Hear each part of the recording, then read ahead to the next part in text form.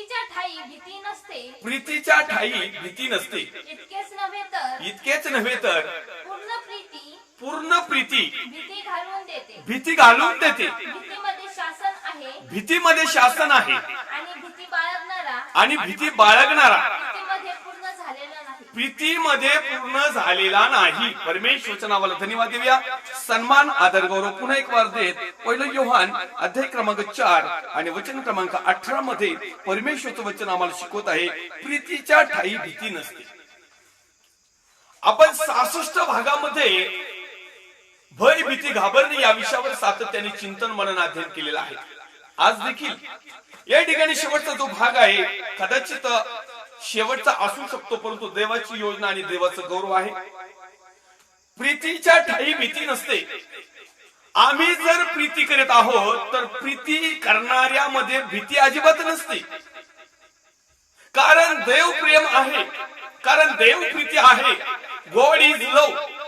परमेश्वर जर प्रेम आहे, परमेश्वर जर देव आहे, परमेश्वर जर प्रीती आहे आणि तो परमेश्वर जर आमच्यामध्ये आहे तर आम्हाला भीती कसली. आणि म्हणून माझ्या प्रिय भावांनो, बहिणींनो, आईने वडिलांनो, ज्यावेळेस आम्ही एकमेकावर प्रीती करतो त्या प्रीतीमध्ये भीती नसती. परंतु बऱ्याच अंशी आज आम्ही सांसारिक जीवन जगत असताना, जगातलं जीवन जगत असताना बऱ्याच वेळेस आम्ही ज्यावेळेस आमच्या शेजारावर प्रेम करतो, प्रीती करतो, आमच्या नातेवाईकावर प्रेम प्रीती करतो, आमच्या आई वडिलांवर प्रेम प्रीती करतो, आमच्या गावातील लोकांवर प्रेम प्रीती करतो, आमच्या ज्या ठिकाणी आम्ही राहत आहोत, उठत आहोत, बसत आहोत, चालत आहोत त्या ठिकाणी प्रेम करतो. अनेक वेळेस या प्रीती करीत असताना त्या प्रीतीमध्ये आम्हाला भीती दिसती. कारण बऱ्याच अंश आम्ही ज्याच्यावर प्रेम करतो तो आमच्यावर उलटतो. ज्याच्यावर आम्ही प्रीती करतो तो त्याचा हात उशा खालचा निघुस्तवर चांगल्या प्रकारचा रिस्पॉन्स देतो. पण तू एकदा का उशा खालचा हात निघला की तो उशीन काप सकट गोदडी सकट बनलं तर घेऊन जाईन याची भीती असते लोकांना. ज्यावेळेस लोक प्रेम करतात, प्रीती करतात आणि प्रीतीच्या माध्यमातून क्रियाशील जीवन जगायला सुरुवात करतात, त्याच वेळेस अनेक लोक भीत भीत दया करतात, भीत भीत प्रेम करतात, नाविलाजाने प्रेम करतात. माझ्या प्रिय भावांनो, बहिणींनो, आई वडिलांनो, जर तुम्ही देवाचे लोक आहात, जर तुम्ही विश्वासणारे लोक आहात, जर परमेश्वराचा आत्मा तुम्हाला चालवत आहे, जर सत्य तुम्हाला समजलेलं आहे, जर तुम्ही भीतीविरहित आहात, म्हणजे देव तुमच्यामध्ये आहे, प्रीती तुमच्यामध्ये आहे, तर सगळ्यात पहिल्या प्रथम ज्याच्यामध्ये प्रीती आहे त्याला ओळखायचं कसं, तर त्याच्या जीवनामध्ये भीती नसते.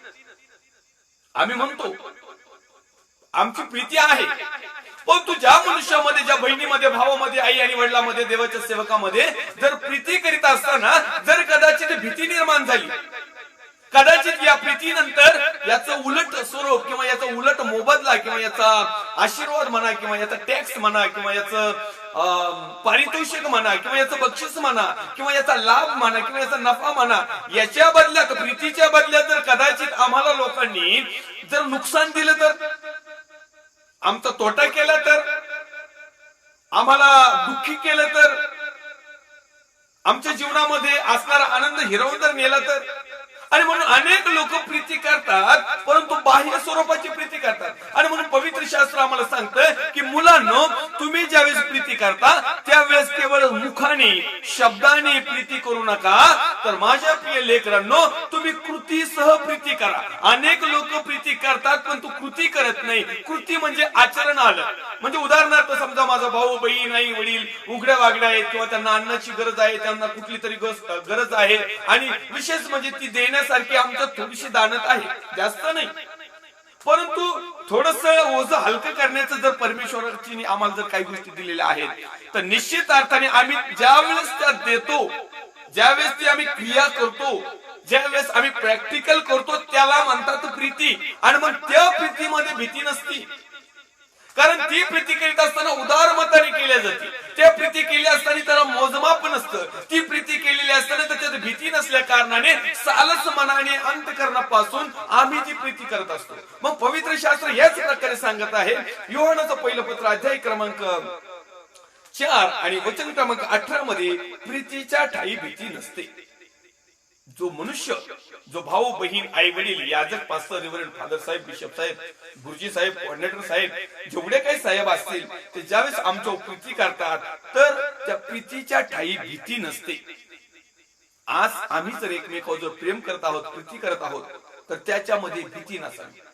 सध्याची लाईव्ह स्थिती जर आम्ही पाहिली तर कोविड-19च्या या वातावरणामुळे गेल्या अनेक 1 ते 1.5 वर्षापासून अनेक लोकांच्या मध्ये प्रीती थंडवलेली आहे, प्रीती कमजोर झालेली आहे, प्रीतीमध्ये लोकांच्या भय निर्माण झालेला आहे. आणि ह्या ज्या गोष्टी आहेत प्रियो, अनेकांची परिस्थिती खालावल्यामुळं आम्ही प्रेम करावं तर त्याच्याबरोबर कृती करावी लागते. आणि म्हणून अनेक लोकांची इच्छा असून देखील लोक प्रेम करत नाहीत, प्रीती करत नाहीत, कारण त्यांच्या अंतःकरणामध्ये, मनामध्ये, विचारामध्ये प्रीतीच्या ऐवजी भीती दडलेली आहे. आपला विषयच आहे भीती, भय, घाबरणं. आणि या विषयावर सातत्याने आज आपल्या 66व्या क्रमांकाच्या भागामध्ये आम्ही चिंतन मनन करत आहोत. आणि यामध्ये लिहिलेलं आहे की प्रीतीच्या ठायी भीती नसते. मग आता आम्ही ओळखून घ्यायचं, आम्ही जर एकमेकावर प्रीती करीत आहोत पण तो आमच्या अंतःकरणामध्ये भीती आहे.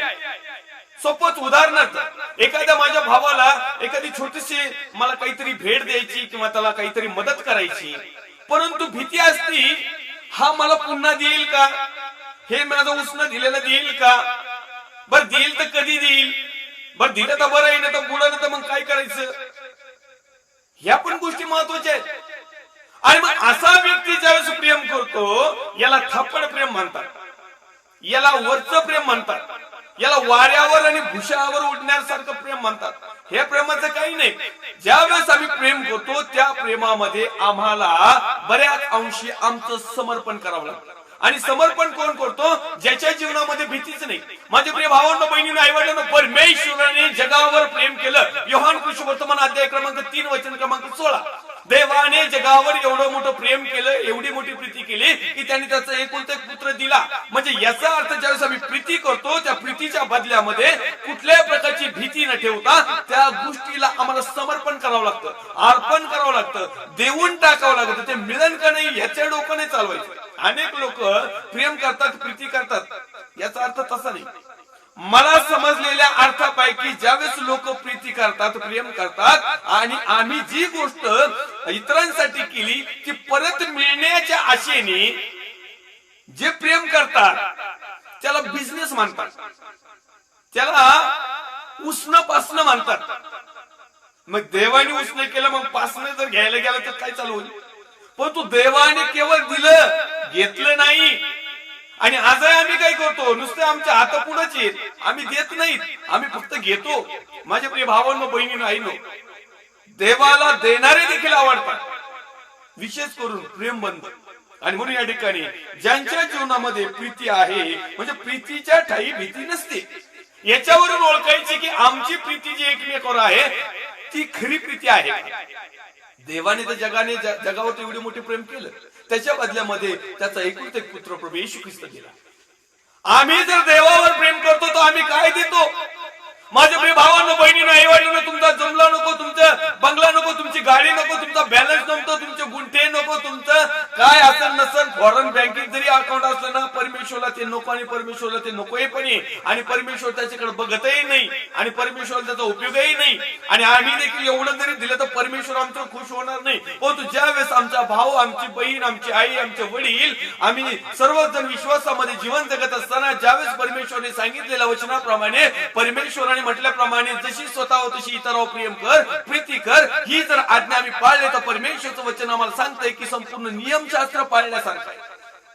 पण तू अनेक लोक प्रेम करतात, प्रीती करतात, पण तू प्रीतीच्या माध्यमातून कृती करत नाही. आणि जर कृती केलीस तर पुन्हा एक वार ते येण्याच्या मोबदल्यामध्ये करतात. म्हणजे याचा अर्थ तो कुठल्याही प्रकारच्या प्रीतीच्या ऋणात राहत नाही, कारण त्यांना भीती असते. ज्याच्या जीवनामध्ये भीती नाही तो संपूर्ण मनापासून प्रेम करतो आणि परमेश्वर त्याचे मार्ग मोकळे करतो. कदाचित एखाद्याला प्रेम करायचे, प्रीती करायची नाही, त्याच्या मोबदल्यामध्ये कुणाची तरी हेल्प करायची, मदत करायची, थोडीशी सपोर्ट करायचा, परंतु मनामध्ये कुठल्या प्रकारची शंका कुशंका न करता जर आम्ही ते प्रेम केलं तर निश्चित अर्थाने ज्यावेळेस आम्हाला त्याची गरज पडेल, परमेश्वराच्या माध्यमातून आम्हाला दुप्पट म्हटलं तरी 10 पट म्हटलं तरी परमेश्वरचं वचन सांगतंय, आकाश कपाट उघडून इथपर्यंतची मदत परमेश्वर आम्हाला देईल.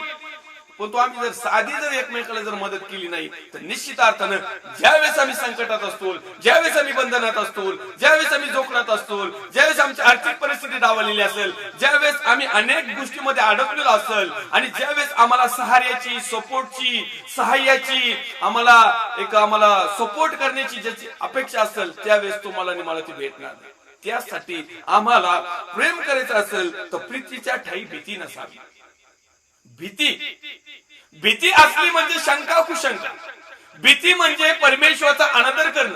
भीती म्हणजे परमेश्वराच्या आज्ञा उल्लंघन. भीती म्हणजे परमेश्वराचं स्वामित्व नाकारणं. भीती म्हणजे परमेश्वरावर जो विश्वास ठेवलेला आहे, ज्या परमेश्वराने तुम्हाला आणि मला आतापर्यंत जिवंत ठेवलं त्या परमेश्वराचा अधिकार डावल नाही. भीतीच्या खूप व्याख्या आहेत. भीती म्हणजे थरथर कापणं, आगावर काठी येणं, झोप न येणं, टेन्शन वाढणं, बीपी हाय होणं, यालाच म्हणत नाही. भीतीचे वेगवेगळे प्रकार आहेत. जसं क्रियाशील जीवन आहे, तसं कार्य आहे, किंवा जशी परिस्थिती आहे तशा प्रकारे भीती पण तिची परिस्थिती बदलते. तशाच प्रकारे भीती देखील आम्हाला त्याच पद्धतीने क्रियाशील जीवनामध्ये जीवन जगायला लावते. माझ्या प्रिय भावांनो, बहिणी आवडलं, या ठिकाणी लिहिलंय भीतीमध्ये शासन आहे. भीतीमध्ये काय आहे? शासन आहे. जर आम्ही भीती धरली नाही, उदाहरणार्थ आम्ही शासनाची भीती धरली नाही तर शासनाची कमांड जी आहे, शासनाचा जो नियम आहे, शासनाने जे घालून दिलेले जे काही एक अधिकार आहेत, त्या अधिकारामध्ये एक शासन असतं, एक दंड असतं, यासाठी की तो नियम तोडून आम्ही नियम बाह्य जीवन जगू नये. मग अशा प्रकारे ज्यावेळेस इतकेच नव्हे तर या ठिकाणी प्रीतीच्या ठाई भीती नसते, इतकेच नव्हे तर पूर्ण प्रीती भीती घालून देते. आम्ही पूर्ण जर प्रीती केली मनापासून, अंतकरणापासून, तर आमची भीती जी आहे, ज्या काही गोष्टीची असतील ती भीती आमची पूर्णपणे जाते. म्हणजे ज्यावेळेस आम्ही एखाद्यावर प्रेम करतो पूर्णपणे, तर ज्या गोष्टीसाठी, ज्या क्रियासाठी, ज्या कार्यासाठी, ज्या सिच्युएशनसाठी, ज्या वेळेसाठी, ज्या घटनेसाठी, ज्या आलेल्या प्रसंगामध्ये ज्यावेळेस आम्ही कृतीसह प्रेम प्रीती करतो, त्यावेळेस जी असणारी भीती, ही प्रीती त्या भीतीला घालून देते. म्हणजे ही केलेली जी प्रीती आहे, जी निर्माण झालेली भीतीदायक वातावरण असेल, समस्या असतील, टेन्शन असेल, ताण असेल, दबाव असेल, आर्थिक परिस्थिती असेल, वेगवेगळ्या गोष्टी असतील भीतीच्या, तरी प्रीती केल्यामुळं ह्या गोष्टी आमच्या जीवनातून निघून जातात. कारण हीच प्रीती भीती घालून देते. प्रीती आली म्हणजेच मला तुम्हाला सांगायचंय माझ्या प्रिय भावांनो, बहिणींनो, गॉड इज लव्ह. देव प्रेम आहे, देव प्रीती आहे. मग जर देव प्रेम आहे, देव प्रीती आहे, गॉड इज लव्ह जर आहे, जर तो आमच्यामध्ये आहे, तर मग भीतीचा संबंध नाही. आमच्यामध्ये असणारी भीती, तो परमेश्वर जो प्रीतीच्या स्वरूपामध्ये आमच्यामध्ये आला आहे, तो आमची पूर्ण भीती घालून देतो. आणि म्हणून माझ्या प्रिय भावांनो, बहिणींनो, आई वडिलांनो, ज्यावेळेस आम्ही जीवन जगतो, आम्ही मागच्या भागामध्ये पाहिलं की या दिवसामध्ये आमचं जे काही ठराविक जो रूपरेषा आहे, ठराविक जे आमचं वागणं, उठणं, बसणं, बोलणं आहे, किंवा आमचा जो प्रवास आहे, तर या ठिकाणी आम्ही मागच्या भागामध्ये पाहिलं होतं की तो म्हणतो तुम्ही जपून जर आमच्या जीवनामध्ये प्रीती जर आहे, म्हणजे देव जर आहे, तर आमच्यामध्ये भीती नसणार आहे. आणि ती केवळ परमेश्वरची असेल. आणि परमेश्वरची कदर भीती आमच्या जीवनामध्ये असली, बाकीच्या भीतीला स्थान होणार नाही. जरी सिच्युएशन तशी तयार झाली, परंतु परमेश्वर आमच्या बरोबर असल्या कारणाने आमच्या प्रत्येक प्रश्नाचं उत्तर मिळालं जाईल, आमच्या प्रत्येक गोष्टीचं समाधान केलं जाईल. आम्हाला प्रत्येक गोष्टीमध्ये परमेश्वर आशीर्वादित, आशिषित जीवन. या ठिकाणी पुढे लिहित आहे, प्रीतीमध्ये शासन आहे आणि भीती बाळगणारा प्रीतीमध्ये पूर्ण झालेला. प्रीतीमध्ये काय आहे? भीतीमध्ये शासन आहे. भीती जर बाळगली तर शासन, आणि भीती बाळगणारा प्रीतीमध्ये पूर्ण झालेला आहे. ज्याच्या जीवनामध्ये भीतीच आहे, ज्याचं जीवन भीती विरहितच नाही, जो भीतीला आपल्यापासून दूरच करत नाही, तो कायम जर भेदळपान लागल्यासारखा जर झाला, स्वतःच्या सावलीला सुद्धा तो घाबरण, स्वतःला मी तर म्हणतो काही लोक आरशात बघायला लागले ना, नटून खटून असं बांगबिंग पाडतानी स्वतःला म्हणलं तर घाबरत येईल. मग आमच्या अंतकरणामध्ये, मनामध्ये, विचारामध्ये, आमच्या वागण्या उठण्या बसण्यामध्ये, आमच्या ऐकण्यामध्ये, आमच्या डोळ्याने पाहिल्याने, आम्ही ज्यावेळेस बोलतो याच्या माध्यमातून जर आम्हाला भीती जर असेल आमच्या अंतकरणात दडलेली, तर निश्चित अर्थानं आम्हाला ही भीती शासनापर्यंत घेऊन जाईल, म्हणजे दंडाचं कारण ठरेल, म्हणजे परमेश्वराकडून देखील दंड मिळेल. कारण प्रीती न केल्यामुळं आम्ही परमेश्वरची आज्ञा ऑटोमॅटिकली उल्लंघतो. आणि म्हणून आम्ही पाहिलं योहान 4:18 मध्ये, पहिलं योहान 4:18 मध्ये की या ठिकाणी लिहिलेलं आहे, प्रीतीच्या ठाई भीती नसते. इतकेच नव्हे तर पूर्ण प्रीती भीती घालून देते. भीतीमध्ये शासन आहे आणि भीती बाळगणारा प्रीतीमध्ये पूर्ण झालेला नाही. मग आम्हाला जर पूर्ण व्हायचं असेल तर निश्चित अर्थाने माझ्या प्रिय भावांनो, बहिणींनो, आई आणि वडिलांनो, आम्हाला परमेश्वराच्या वतीनं पूर्णपणे भीतीचं आम्हाला अनुकरण करावं लागेल. आणि म्हणून आणखीन एक रेफरन्स आपण या ठिकाणी पाहूया, यहुदाचं पत्र आणि त्याचा 23व्या क्रमांकाचा जो वचन आहे त्या वचनाकडे आम्ही आमचं थोडस लक्ष केंद्रित करूया. परमेश्वरच्या नावाला धन्यवाद देऊया. वाचूया. त्यांना अग्नीतून ओढून काढून, त्यांना अग्नीतून ओढून काढून त्यांचे तारण करा आणि कित्येकावर तर भीत दया करा. भीत दया करा. मात्र देहाने डागळलेली त्यांची वस्त्रे द्वेषमान. परमेश्वरचं प्रेम आम्हाला सांगत आहे, परमेश्वरची प्रीती आम्हाला सांगत आहे, परमेश्वरचं वचन आम्हाला सांगत आहे, परमेश्वरची आज्ञा आम्हाला सांगत आहे, परमेश्वरचा आत्मा आम्हाला सांगत आहे. यहुदाचं पत्र आणि त्यातलं 23व्या क्रमांकाचं वचन आहे, त्यांना अग्नीतून ओढून काढून त्यांचे तारण करा आणि कित्येकावर तर भीत दया करा. मात्र देहाने डागळलेली त्यांची वस्त्र द्वेषमान. आता या सांगायचं पूर्ण मनाने, तनाने, धनाने आम्हाला प्रेम करायला लावलेलं आहे. आता या ठिकाणी एक सुंदर असं शब्द रचना आलेली आहे, भीत दया करा. दया आताची सिच्युएशन अशी आहे की भीत दया करावी लागत आहे.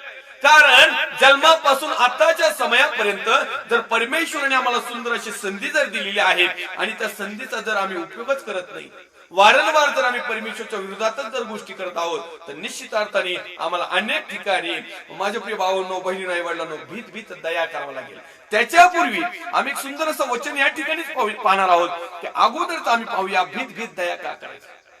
पूर्ण मनाने, पूर्ण हृदयाने दया का करू नये. या मागच्या भागामध्ये आपल्या आताच्या वचनामध्ये आम्ही पाहिलं की पूर्ण प्रीती करावी, पूर्ण मनाने, संपूर्ण रिक्त होऊन प्रीती करावी.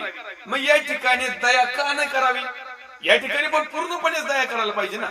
पण या ठिकाणी लिहिलं भीत दया, म्हणजे याचा अर्थ भीत दया करायला लावलेली आहे. ती असे कोणते लोक आहेत की त्यांच्यावर भीत दया करावी, आणि असे कोणते लोक आहेत, देव तर पक्षपाती नाही तरी देखील या ठिकाणी आपण आधले काही वचन वाचूया. 19व्या क्रमांकाच्या वचनाप्रमाणे 15 पासून आपण काही वचन वाचूया. परंतु प्रियजन हो, तुम्ही तर आपल्या प्रभू येशू ख्रिस्ताच्या प्रेषितांनी पूर्वी सांगितलेल्या वचनांची आठवण ठेवा. पहिली गोष्ट आम्हाला वचनांची आठवण ठेवायला सांगितलेली आहे. ते तुम्हाला असे सांगत असत की शेवटच्या काळी आपल्या कुवासनाप्रमाणे चालणारी कुटाळ माणसे निघतील. आता भीत दया कुणावर करायची? कुटाळ माणसं, कुटाळशा करणारी, जो कुटाळ घोर येत ना, घेण्या देण्याच्या कुटाण्याकडचे काही काम धंदे नसतात. ह्या पालकांची उडव, त्या पालकांची उडव, त्या सेवकाची उडव, या सेवकाची उडव, या मंडळीची उडव, त्या संस्थेची उडव, त्या आमच्या खालच्या आळीची उडव, वरच्या आळीची उडव. हे कुटाळ खोर करणारे जे माणसं आहेत ना, हे नास्तिक, ज्यांना ख्रिस्त समजलेला नाही, ज्यांना प्रभू माहित नाही, ज्यांना सत्य माहित नाही, ज्यांना वचन माहित नाही, ते फक्त म्हणतात गॉड इज लव्ह, आणि इकडं प्रेम, इकडं गल्ल्यागल्लीने हिंडत येत. ह्या प्रेमाचा उपयोग या दुसऱ्या गोष्टीला करतात आणि म्हणतात गॉड इज लव्ह. देवाने सांगितलं प्रेम करायचंय, आपण कशावर करायला लावायचंय हे देखील आम्ही पाहिलं पाहिजे. ते कुटाळशी करणारे जे माणसं आहेत ना, हे काही खरे देवावर प्रेम करणारे नाही, हे दुसऱ्या सुखविलासावर. आम्ही पाहूया पुढे लिहिलेलं आहे, ती फूट पाडणारी. हे जे देवावर प्रेम प्रीती करणारे लोक म्हणतात ना, ज्यांच्यामध्ये परमेश्वराचं भय आहे, ते पहिली गोष्ट यांच्यामध्ये सत्य माहित नसल्या कारणाने ते लोक ज्यावेळेस एकत्र येतात ते फूट पाडतात. ते कधीच दुसऱ्याला स्वीकारत नाहीत, ते दुसऱ्याला कधीच सन्मान आदर देत नाहीत. कधीही दोन गटामध्ये हे फुटच पाडायचं काम करतात, कधीही कुटुंबामध्ये फुटच पाडायचं काम करतात, कधीही मंडळीमध्ये फुटच पाडायचं काम करतात, कधीही विश्वासामध्ये फुटच पाडायचं काम करतात, कधीही वचनाचं सत्य आणि असत्य याच्यामध्ये दोन गोष्टी पाहायला मिळतात. कधीही ते वन साइडच घेतात. ते भांग आलेलं एक वन साइड, आता मला नाही पाडता येत कारण मी टकला झालेलो आहे पुढं. वन साइड घेतात. ती फूट पाडणारी ही जे लोक आहेत ना, भीत भीत दया कुणावर करायचंय, भीत भीत प्रेम कुणावर करायचंय, भीत भीत जीवन कसं जगायचंय, किंवा या ठिकाणी जे वचन लिहिलेलं आहे की भीत का घाबरायचंय त्यांना, असं काय त्यांच्यामध्ये, तर यामध्ये लिहिलेलं आहे की ती फूट पाडणारी आहेत. मग फूट पाडणाऱ्या लोकांवर दया करायची, पण कशी, भीत भीत. पूर्ण जर दया केली ना तिथे दया आपल्यावरच उलटन. आणि म्हणून जे फूट पाडणारे लोक आहेत त्यांच्यापासून जरा जपून.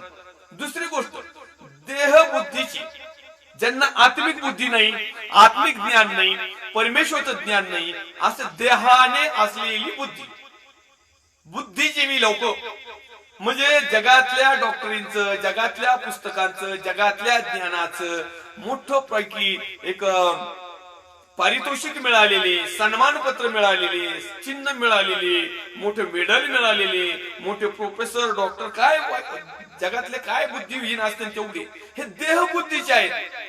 हे फक्त देहामध्ये असणारी जी बुद्धी आहे, या बुद्धीप्रमाणे जीवन जगणाऱ्या लोकांवर देखील दया करायची, पण भेद करायची. कारण हे यांच्या जगातल्या जनरल नॉलेजच्या माध्यमातून आपल्याला वेळे समजतील. हे जगातल्या जनरल नॉलेजच्या माध्यमातून हे आपल्याला अंधश्रद्धाळू समजतील. कदाचित आपल्या जवळ चांगल्या गोष्टी असताना देखील आम्हाला परमेश्वराच्या विरोधात जगातल्या काही गोष्टी दाखवून आम्हाला प्रभूपासून दूर नेतील. आणि म्हणून ह्या लोकांवर देखील भीत दया करणं हे गरजेचं आहे. पुढे तो लिहित आहे की ज्यास पवित्र आत्मा नाही अशी आहेत. अहो, ज्यांना पवित्र आत्माच नाही, ज्यांना शुद्ध आत्मा नाही, ज्यांना देवाचा आत्मा नाही, अशा लोक, प्रियजन हो, तुम्ही तर आपल्या परम पवित्र विश्वासावर स्वतःची रचना करा. आता हे वचन तुम्हाला आणि मला आणि तुमच्या आणि माझ्या लेकर बाळ, पती पत्नी, नातेवाईक, आप्तजन, स्नेही, विश्वासणारे भाऊ बहीण, आई वडील यासाठी. बाकीचं जग कसं वागतं याकडे लक्ष नाही द्यायचं, आम्हाला कसं वागायचं आहे. आणि आम्हाला जीवन जगत असताना भीतीविरहित जर जीवन जगायचं असेल तर आमच्या जवळ देवाचं प्रेम हवं आहे, आमच्या जवळ देवाच्या आज्ञा हव्या आहेत, आमच्या जवळ देवाचं गौरवी वचन हवं आहे, आमच्या जवळ देवाचं सत्य हवं आहे, आमच्या जवळ अनुकरण हवं आहे, आमच्या जवळ क्रियाशील जीवन हवं आहे. आणि हे जगाकडे नाही. प्रियजन हो, तुम्ही तर आपल्या परम पवित्र विश्वासावर स्वतःची रचना करा. आमची जी रचना आहे आमच्या स्वतःच्या विश्वासावर पाहिजे, दुसऱ्याच्या नाही. अनेक लोक पाळक साहेबांच्या विश्वासावर स्वतःची रचना करतात. मी लाईव्ह फेसबुकला देवाच्या सेवकांचा एक कार्यक्रम पाहिला. ते युट्यूबला पण आहेत आणि फेसबुकला पण आहे. आणि मी नाव पण घेऊ शकतो, इतकं काही मी घाबरत नाही. मी त्या सेवकाचं नाव पण घेऊ शकतो, पण मला त्यांचा अपमान करायचा नाही. परंतु फेसबुकला सध्या जास्त चर्चा आहे त्यांची प्रश्न उत्तरांची. पवित्र शास्त्रामधले ते सर्वात मोठे ज्ञानी आणि पंडित स्वतःला समजतात. आणि ज्यावेळेस सर्वसाधारण लोक तुम्हाला, तुमच्या आणि माझ्यासारखी ज्यावेळेस एखादा प्रश्न विचारतात तर त्या प्रश्नाचं उत्तर ते देतात पवित्र शास्त्राच्या माध्यमातून. पण बऱ्याच अंशी या बुद्धिजीवी जगातल्या बुद्धीच्या माध्यमातून केलेल्या स्टडी प्रमाणे, आत्मिक स्टडीने त्यांनी उत्तरच देत नाहीत. ते मी बरेचसे त्यांच्या प्रश्न उत्तराचा क्लास पाहिलाय. माझ्या टाइमलाईनला मी त्यांचा एक व्हिडिओ अपलोड केलेला आहे. तुम्ही ज्यावेळेस वेळ मिळेल त्यावेळेस पहा. एक बहीण भाऊ ते प्रश्न विचारत आहे आणि त्या प्रश्नाचं ते कसं उत्तर देत आहेत यामधून तुम्हाला समजत. मला त्या भावांचा अपमान करायचं नाही. त्यांच्या ज्या परमेश्वराने त्यांना जशी बुद्धी दिली ना, किंवा त्यांचं जसं आचरण आहे, किंवा ज्यांची तशी निवड आहे, किंवा त्यांच्या कोणत्या कॅटेगरीमध्ये बसत आहेत, त्या पद्धतीने ते सही आहेत. त्यांना गलत सांगायचं काही आपला अधिकार नाही. परंतु ज्यावेळेस त्या गलतीला आम्ही दुसऱ्या प्रश्नाने किंवा दुसऱ्या उत्तराने किंवा वचनाच्या माध्यमातून एखादी जर कमेंट केली तर त्यांनी स्पष्ट वॉर्निंग दिलेली आहे, मी तुम्हाला ब्लॉक करेल किंवा मी तुम्हाला तुमची कमेंट काढून टाकील किंवा तुम्ही मला सजेशन देऊ शकत नाही किंवा तुम्ही मी दिलेल्या उत्तरामध्ये चूक काढू शकत नाही. हे माझं उत्तर आहे, ही माझी मिनिस्ट्री आहे, ही माझी डॉक्टरीन आहे, हे माझं सगळं कारण आहे. तुम्ही माझ्यामध्ये ढवळाढवळ करू नका. असे पण लोक आहेत आणि हजारो लोक त्यांच्या लाईव्हला असतात, नाना प्रकारचे प्रश्न उत्तर विचारतात. काही आडके प्रश्न आले का याचं डोकं सरकत मध्येच व्हिडिओ याचे खरखर करायला लागते. माझ्या प्रिय भावांनो बहिणींनो आई वडिलांनो, फूट पाडणारी म्हणजे सगळं काही मलाच येतं, माझ्या कमेंट मध्ये कुणी कमेंट टाकायची नाही. आता समजा उदाहरणार्थ जर माझं काही चुकत असेल आणि तुम्ही जे विश्वासणारे भाऊ बहीण आई वडील किंवा देवाचे अभिषिक्त आहात आणि तुम्हालाही जर देवाच्या वचनाची माहिती आहे 100% आहे, जर मी गलत आहे तर तुम्ही कमेंट मधून मला त्या वचनाच्या माध्यमातून तुम्ही उत्तर देऊ शकता. आणि जर ते उत्तर जर सही आहे तर मला असं म्हणण्याचा अधिकारच नाही की मी जे सांगतो तेच खरंय. मी सांगत की पूर्व दिशा ही झाली माझी डॉक्टरीन, ही झाली त्यांची डॉक्टरीन, पण परमेश्वराची आत्मिक डॉक्टरीन काय सांगत आहे, देवाचा आत्मा जर तुम्हाला आणि मला जर सांगत आहे तर सारखंच सांगा. आणि जर कदाचित आमच्या बुद्धीमध्ये जर फरक पडत असेल, आत्मिक जीवनामध्ये जर फरक पडत असेल, देवाच्या परमेश्वरापासून मिळणारे ज्ञान आम्ही कसं स्वीकारलंय आणि ते प्रॅक्टिकल रित्या कसं करत आहोत याच्यामध्ये जर भेद निर्माण झाले असेल तर निश्चित अर्थाने माझी चूक तुम्ही मान्य करावी आणि तुमची चूक देखील मी मान्य करावी आणि तुम्ही देखील मला सजेशन द्यावं आणि मी देखील तुम्हाला सजेशन द्यावं, यासाठी तुमचा आणि माझा दोघांचा नाश होऊ नये. याला म्हणतात प्रीती, याला म्हणतात भीती देखील. कुणाची? मी तुमची भीती धरणार, तुम्ही माझी भीती धरणार, तुम्ही आणि मी मिळून परमेश्वरची भीती धरणार, वचनाची भीती धरणार. याच्यामध्ये वैयक्तिक डॉक्टरीन वैयक्तिक ज्ञानाचा काही एक संबंध नाही. आणि म्हणून तुम्ही माझ्या टाइमलाईनला तो व्हिडिओ पाहू शकता. कदाचित दुसऱ्या वेळेस मी त्या पाळत मला 100% ब्लॉक करणार, त्याच्यात काही वादच नाही, कारण त्याच्यावरती मी आणखीन 2-3 प्रश्न टाकलेले आहेत आणि लागलीच त्यांचा एक व्हिडिओ देखील मी पाहिलंय की असे प्रश्न टाकणाऱ्यांना मी ब्लॉक करेल असं लिहिलेलं पण आहे. कदाचित दुसरा व्हिडिओ मला पाहायला देखील मिळणार नाही. असू द्या, आपला विषय आहे भीती भय घाबरणे. मी काही त्यांना घाबरत नाही, मी डायरेक्ट त्यांना कॉल पण करू शकतो. पण तू ज्याला नॉलेजच नाही, त्याला ज्ञान ज्याला काहीच नाही, जर तो दुसऱ्याला तुच्छच लेखतो मीच सर्व काही, माझच सर्व काही खरं, तर मग ह्या व्यक्ती हा वादविवाद करण्यात किंवा जगातल्या बुद्धीने इतका काही ज्ञानी पंडित झालेला आहे की तो एक सारख्या थोडक्यात हाफमॅड कोम्यात गेल्यासारखं कार्यक्रम. चला असू दे, आपल्याला त्या सेवकाविषयी काही नाही, मी त्यांचा आदर करतो, सन्मान करतो, त्यांना प्रेज लॉर्ड देखील करतो, कारण बरेचशे चांगल्या गोष्टी पण त्यांच्या जीवनामध्ये आहेत, परंतु काही गलत प्रचार देखील ते करत आहेत. याचा मला खेद वाटतो. येऊया आपण त्यांच्यासाठी प्रार्थना देखील करूया, कारण देवाचे सेवक आहेत ते आणि त्यांनी बदलावं. मिनिस्ट्री चांगली आहे, खूप लोक आहेत आणि गलत उत्तर पण देतात, लोकांची हेसाड होती. जिथं बूट चप्पल काढून आपण प्रार्थना करतो तिथं म्हणतात बिंदास करा तुम्ही, काही अडचण नाही. जिथं फक्त सांगितलं पाळक साहेबांनी प्रभू भोजन द्यावं तिथं म्हणतो पालकीन बाईने दिलं तरी चालेल. आपण जिथं बाप्तिस्मा झाल्याशिवाय प्रभू भोजन एखाद्याला देत नाही तिथं तो म्हणतो नाही बाप्तिस्मा घेतला तरी घेऊ. म्हणजे असे काही गोष्टी आहेत गलत. ओके, आपला त्याचा काही संबंध नाही. आपला विषय आहे भीती भय घाबरणं.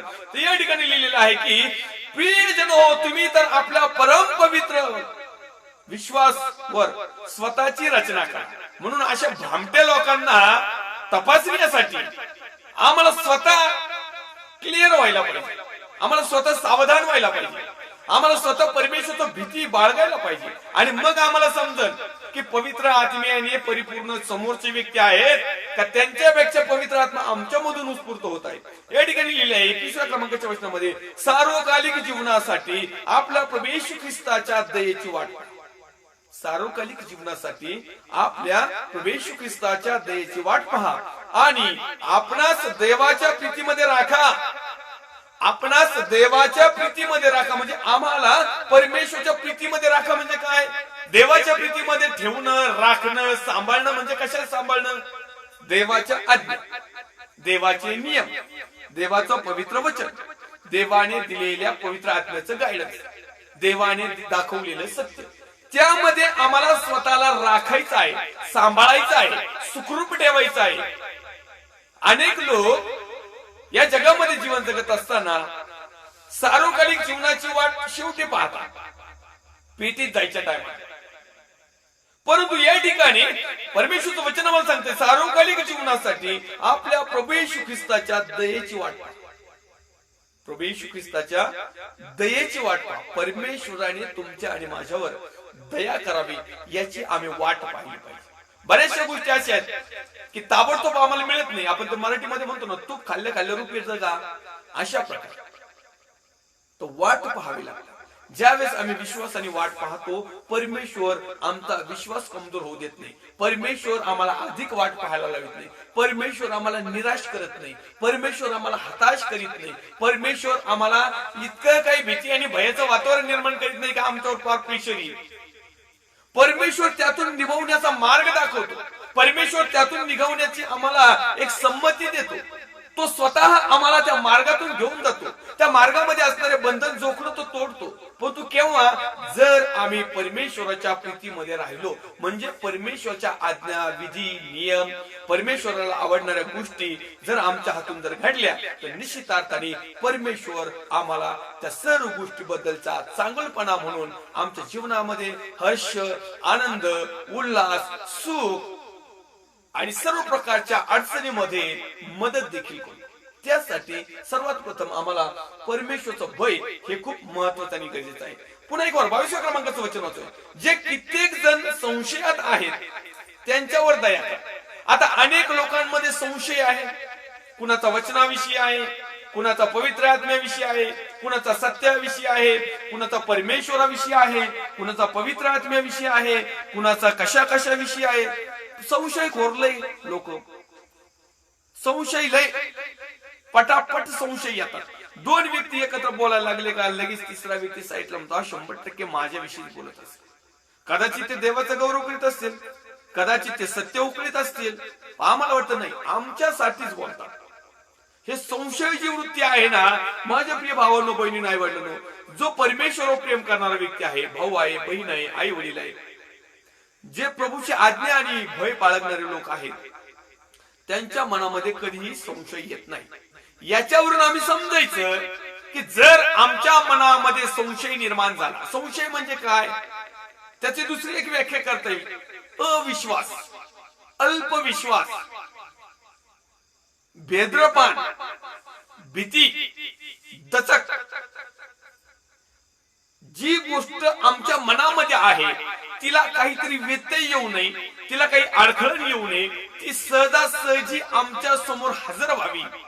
त्याच्यामध्ये काही फाट्या फुटू नये, त्याच्यामध्ये वाकडे तिकडे मार्ग निघू नये, ती व्यवस्था आमच्या म्हणण्याप्रमाणेच व्हावी अशी आमची इच्छा असताना ज्या वेळेस त्याच्यामध्ये दुष्ट काहीतरी वेगळ्या गोष्टी निर्माण करतो, त्यावेळेस आमचा जो विश्वास हवा आहे, आमची जी परमेश्वराची शक्ती किंवा भक्ती किंवा श्रद्धा किंवा विश्वास किंवा जो ठामपणा आहे तो जर हल्ला नाही तर सहजासहजी आमचे मार्ग मोकळे होतात.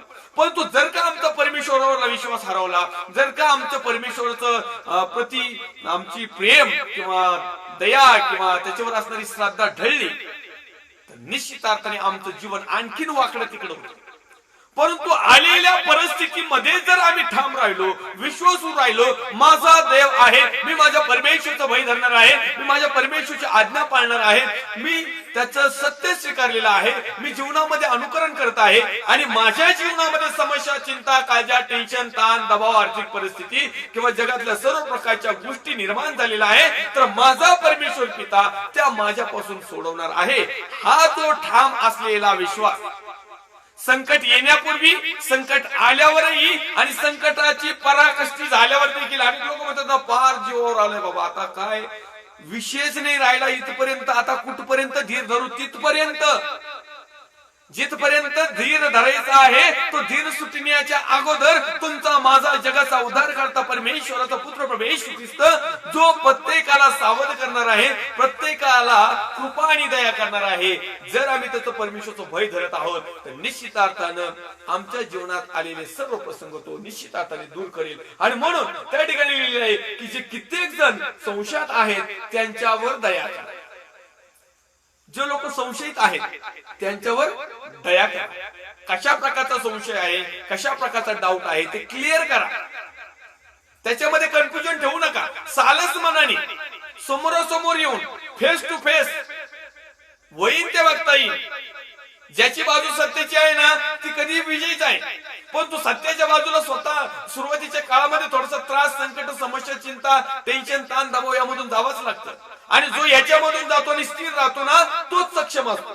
आणि म्हणून माझ्या प्रिय भावांनो, बहिणींनो, वडिलांनो, यहुदाच्या पत्रामध्ये परमेश्वरचं वचन तुम्हाला आणि मला सांगत आहे 23व्या क्रमांकाच्या वचनामध्ये, त्यांना अग्नीतून ओढून काढून त्यांचं तारण करा. कोण? जे संशयित आहेत, जे कन्फ्युजन आहेत, जे अर्धवट आहेत.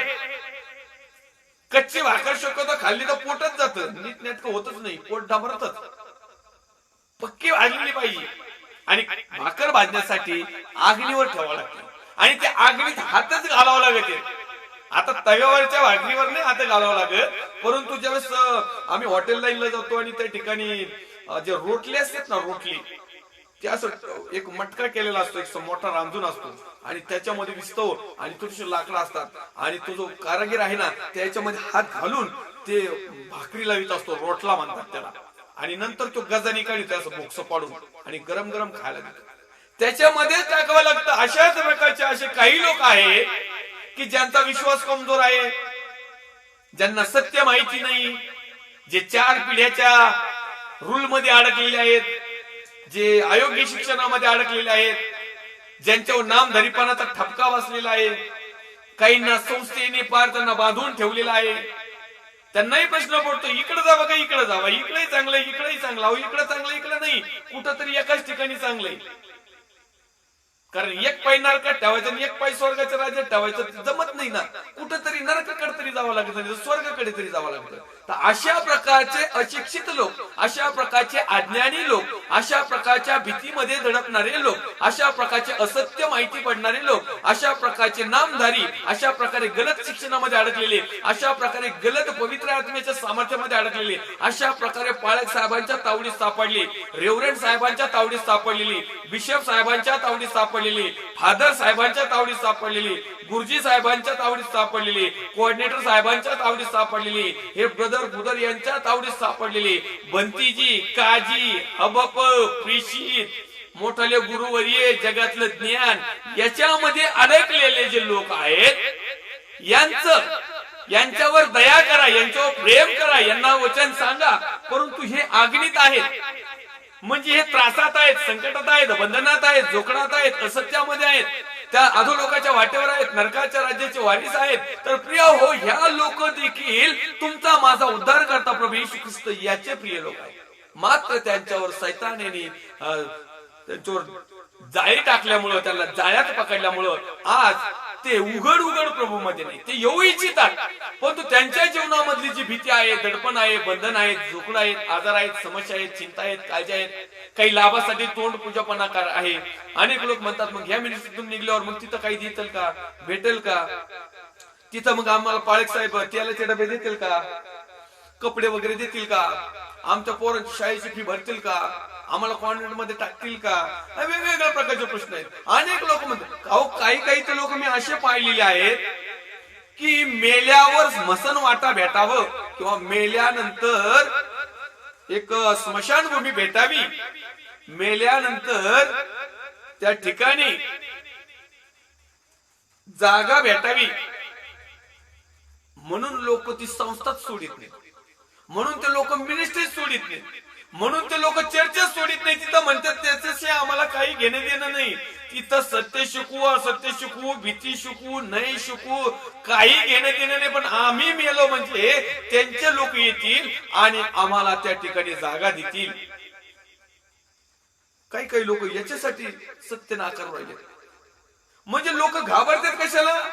आपला विषय आहे भीती, भय, घाबरणे. लोक याला घाबरतात की मेल्यानंतर जर मला जागा भेटली नाही, मेल्यानंतर जर पाळक साहेब आले नाही, मेल्यानंतर जर फादर साहेब आले नाही, आणि मग आम्हाला मग म्युन्सिपाल्टी, अहो नेवद्या म्युन्सिपाल्टी नेले तर नेले, हेच लॉट.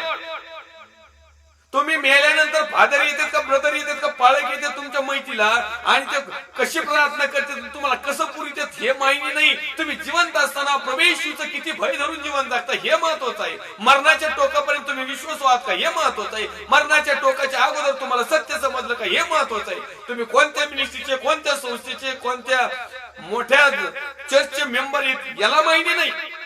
माझे प्रिय भावांनो, बहिणी नाही वाटत. आणि म्हणून अनेक लोकांनी काय केलेलं आहे, संस्थेची भीती त्यांना आहे, मिनिस्ट्रीची त्यांना भीती आहे, भय आहे, ते घाबरतात.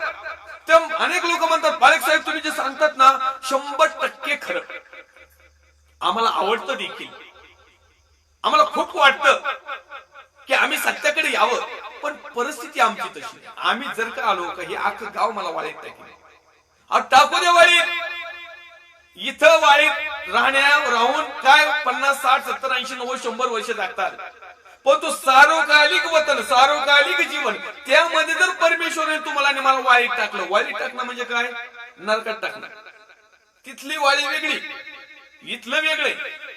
आणि नाहीतरी कोण कोणाला देऊन घेऊन चालू होते. प्रत्येक जण स्वतःचा काबड कष्ट करतात, प्रत्येक जणाला स्वतःचा अधिकार आहे. आम्ही भारत देशामध्ये राहत आहोत. भारताच्या देशाचं संविधान आमचे आदरणीय डॉक्टर बाबासाहेब आंबेडकर यांनी सर्वांना स्वतंत्र राहण्याची, बोलण्याची, उठण्याची, बसण्याची, त्याचप्रमाणे वक्तव्य करण्याची, भाषण करण्याची, धर्म स्वीकारण्याची अनुमती आहे.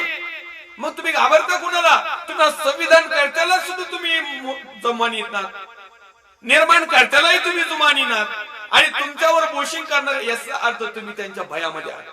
म्हणजे ज्याचं भय धरायचं त्याचं नाही धरायचं, आणि ज्याचं धरायचं त्याचं नाही धरायचं, असं उलट पालट करून लोक इतके काही भरमिष्ट झालेले आहेत की त्यांना कळत नाही. मग अशा प्रकारचा जो लोकसमुदाय आहे, अशा प्रकारचे जे विश्वासणारे आहेत, अशा प्रकारचे जे धर्माचरण करणारे आहेत, अशा प्रकारचं अर्ध सत्य समजणारे लोक आहेत, अशा प्रकारच्या जाळात जळणारे जे लोक आहेत, त्यांच्यासाठी हे वचन सांगतं यहूदाचं पत्र 23व्या क्रमांकामध्ये, त्यांना अग्नीतून ओढून काढून त्यांचं तारण करा. म्हणजे तरी देखील तुमचा माझा उद्धारकर्ता प्रभू येशू ख्रिस्ताचं म्हणणं आहे, प्लॅन आहे, इच्छा आहे की ह्या लोकांचा नाश होऊ नये.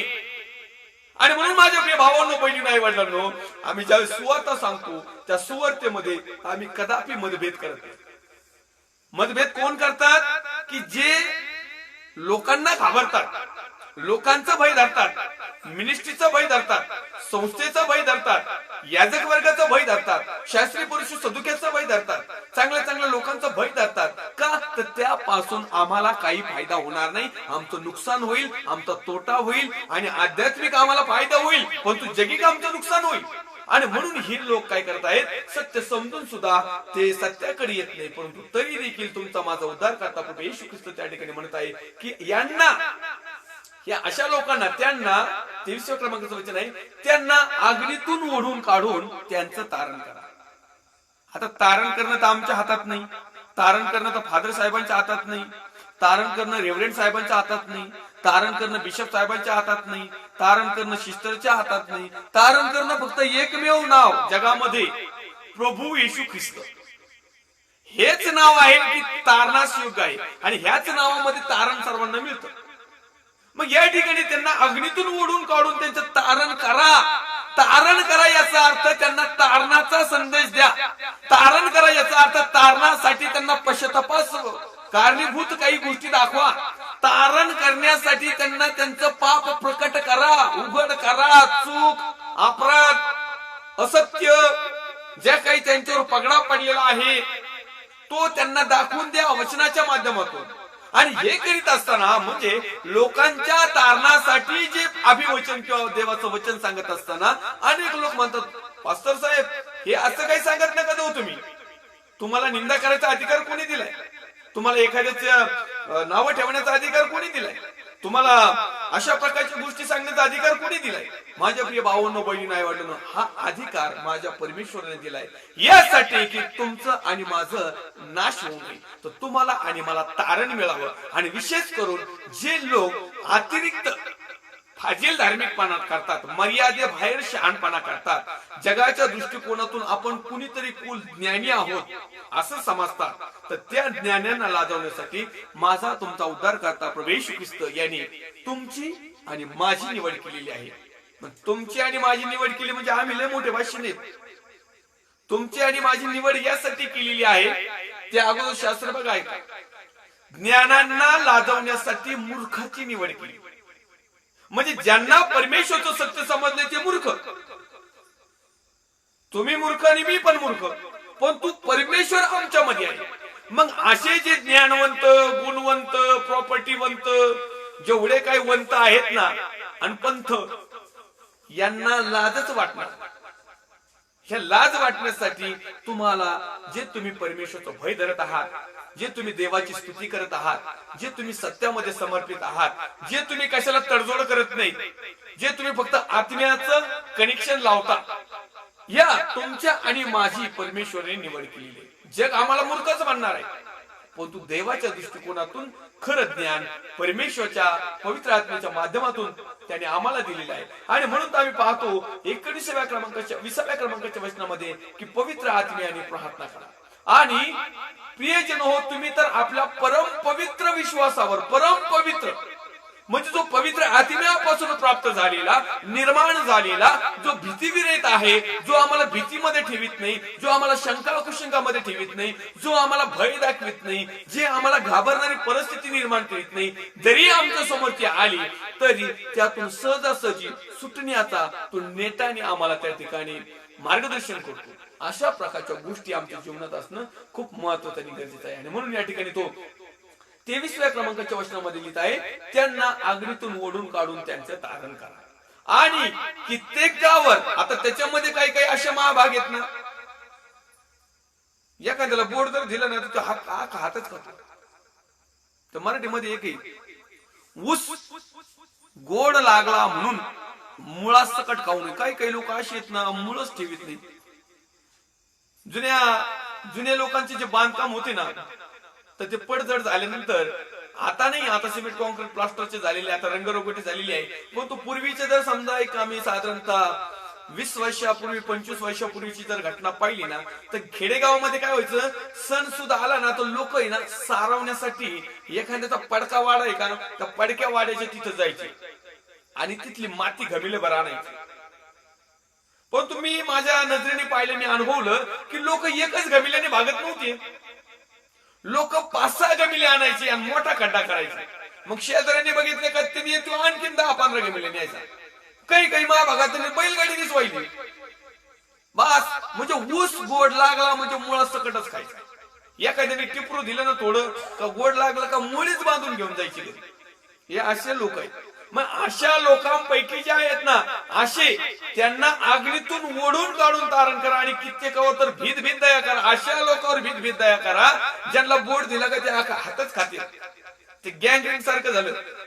ती गँगरिंग कशी, जर बोटाला जखम झाली आणि पू झाला, त्याच्यात पॉइझन निर्माण झालं आणि लवकर त्याचा इलाज नाही केला तर इथं जर झाली तर इथून काटावं लागलं.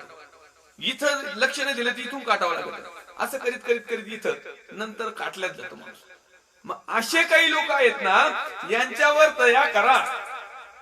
परंतु पुढे एक लक्ष दिलेलं आहे, आणि कित्येकावर भीत दया करा, मात्र देहाने दागळले त्यांची वस्त्रे द्वेष मारा.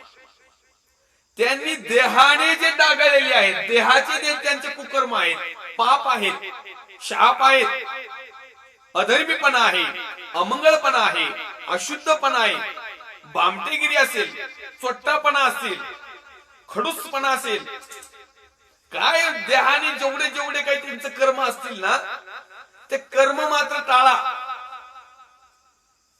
कारण त्यांचं तारण होईल पण वाण नाही, पण गुण तुम्हाला येईल. आणि असं कित्येक बाळक वर्गांबरोबर झालं. अनेक लोकांनी लोकांच्या तारणासाठी त्यांचं जीवन दिलं, ते लोक तारले पण बाळकच गेले कामातून. असे अनेक आहेत. मी त्यांचे नाव गाव पत्ते सकट देईल. कारण काय की त्यांचं वस्त्र त्यांनी टाकून दिलं, पण पाळक साहेबांना त्यांचं वस्त्र खूप आवडलं. तो जो कुणी असेल ना, फादर साहेब किंवा गुरुजी साहेब, कोऑर्डिनेटर साहेब किंवा याजक साहेब, एखाद्याने पाप टाकून दिलं पण यांना मात्र ते आवडलं. त्या व्यक्तीने पाप टाकून दिलं, त्याने स्वीकार केला, प्रभूचं नाव घेतलं, तारण साधलं, आज ते सत्यामध्ये समर्पित आहे, आज ते आबा बाबा म्हणण्याचा अधिकार आहे आणि आम्हाला तो ऑलरेडी आहे. पण आम्ही काही केलं, ते वस्त्र आम्ही पांघरलं. म्हणजे ते आतापर्यंत जे लाभासाठी तोंडपूजापणा करायचे, हे जे त्यांचं डागाळलेलं वस्त्र होतं ना, तो बिचारा आता कुणा लाभासाठी कुणाची तोंडपूजा करीत नाही, पण आम्ही मात्र तोंडपूजापणा करतो. हेच एक खेदाची गोष्ट आहे. म्हणजे याचा अर्थ काय झाला, त्यांचं वस्त्र जे द्वेष मानायचं ते आम्ही स्वीकारलं. म्हणून या ठिकाणी देवाचं वचन सांगताय की त्यांच्यावर भीत दया करा, मात्र देहाने दागळलेली त्यांची वस्त्रे द्वेष माना. मग ते जर चोरी करीत असले, त्या बिचाऱ्याने तारण झालं, त्यांना देवाचा मार्ग समजला, सत्य समजलं आणि मग त्यांनी चोरी सोडून दिली, पण आम्ही चोऱ्या करायला सुरुवात केली. हे रियालिटी सत्य आहे, त्रिवार सत्य. तो डायरेक्ट जाऊन डाके टाकत होता, आम्ही दुसऱ्या पद्धतीने डाके टाकतो. हे पण रियालिटी आहे. तो म्हणतो चोरी करू नका, खोटं बोलू नका, खोटी साक्ष देऊ नका, वरधान्याचा परस्त्रीचा लोभ धरू नका, आईबापांचा सन्मान करा, एकाच देवाची पूजा करा, मूर्तीपूजा करू नका, आदर करा, शब्दात पवित्र पाळा. अशा प्रकारच्या ज्या गोष्टी आहेत ना, आम्ही त्यांना शिकवतो. परमेश्वरचं भय, प्रेम, प्रीती त्यांना शिकवतो आणि त्या लोकांचं तारण देखील होतं. परमेश्वर त्यांच्यावर दया देखील करतो, परमेश्वर त्यांचं तारण देखील करतो, परमेश्वर त्यांना सत्य देखील समजून सांगतो, परमेश्वर त्यांना आत्म्याने देखील करतो आणि परमेश्वर त्यांच्यावर दया देखील करतो, परमेश्वर त्यांच्यावर प्रेम देखील करतो. मात्र अशा लोकांच्या पासून आम्ही त्यांच्यासाठी काहीतरी श्रम घेतलेला आहे, जे अग्नीत होते, जे नाशात होते, जे शापामध्ये होते, जे पापामध्ये होते, जे भीती भय या जीवनामध्ये जीवन जगत होते, यांचं मात्र सुटलं, पण आमचं मात्र तिथं लक्ष गुंतलं. आणि म्हणून माझ्या प्रिय भावांनो, बहिणी, आई वडिलांनो, त्यांच्यावर भीत भीत दया करा, पण मात्र देहाने डागळलेली त्यांची वस्त्रे द्वेष माना. ती देहाला त्यांनी ज्या काही सवय लावलेल्या आहेत, जे जे त्यांचं वस्त्र खराब झालेलं आहे, तारणाचं वस्त्र ज्याला म्हणतो आपण, तारणाच्या वस्त्राची वाट लावून टाकली. हे जगातले वस्त्र त्यांनी परिधान केले. आज मी बऱ्याच दिवसांनी एक छान पैकी कपडे परिधान केले आहे की नाही, वस्त्र फ्रेश मध्ये, पण तू या वस्त्राच्या आतमध्ये जर काळापण असेल, मीपणा असेल, अहमपणा असेल, गर्व असेल, अभिमान असेल, व्यर्थपुषर्की असेल, लाबाडकी असेल, लाभासाठी तोंडपूजापणे असेल, टवाळकी असेल, निंदा असेल, परस्त्रीचा, परधनियाचा, किंबहुना आणखीन धनाचा लोभ असेल, किंबहुना मी एखाद्याला लुटीत असेल, किंवा असत्य प्रचार करीत असेल, किंवा खोटी साक्षी देत असेल, किंबहुना लोकांना माझ्या जाळ्यात उडून घेत असेल, या कपड्याचा काही उपयोग नाही, त्या जग्यांचा काही उपयोग नाही. मग लांब लचक जगे घाला, नाही तर आखूड जगे घाला, लाल घाला, नाही तर पिवळे घाला, नाही तर हिरवे घाला, नाही तर गुलाबी घाला, नाही तर शेंद्री घाला, नाही तर आणखीन किरमीच्या कलरचे घाला, नाही तर अशा जाग्यावर जगे घाला का गरमून माणूस मिळाला पाहिजे तरी चालेल. त्या जगाचा काही एक संबंध नाही, त्या वस्त्राचा काही संबंध नाही. या ठिकाणी देवाचं वचन सांगत आहे 23व्या क्रमांकाच्या वचनामध्ये, त्यांना अग्नीतून ओढून काढून त्यांचं तारण करा आणि कित्येकावर तर भीत भीत दया करा. आपला विषय आहे भीत, भय, भीती, भय, घाबरणी.